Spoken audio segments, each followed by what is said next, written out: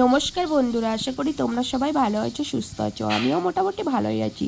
তো তোমাদের সবাইকে একটি সুন্দর সকালের শুভেচ্ছা।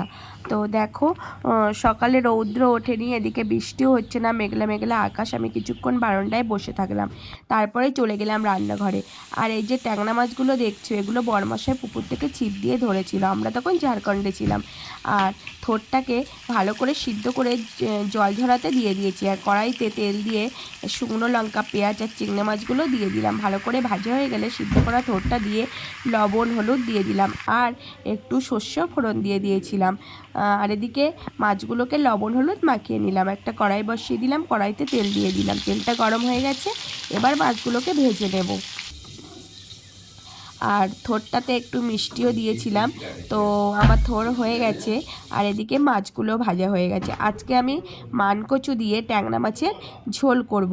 তার জন্যে কড়াইতে তেল দিয়ে পাঁচফোড়ন, পেঁয়াজ দিয়ে একটু আদা বাটা দিয়ে ভালো করে কচুগুলোকে কষিয়ে নিলাম।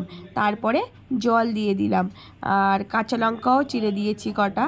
আর এদিকে আমার ঝোলটা ফুটে উঠেছে, এর মধ্যে জিরে গুঁড়ো, মরিচ গুঁড়ো, লবণ হলুদ দিয়ে আর মাছগুলোকেও দিয়ে দিয়েছি। তো আমার তরকারিটা হয়ে গেছে। আজকের ভিডিওটা এই পর্যন্তই বন্ধুরা। যদি তোমাদের কিছু ভালো লাগে অবশ্যই সাবস্ক্রাইব করো। তোমরা সবাই ভালো থেকো, সুস্থ থেকো।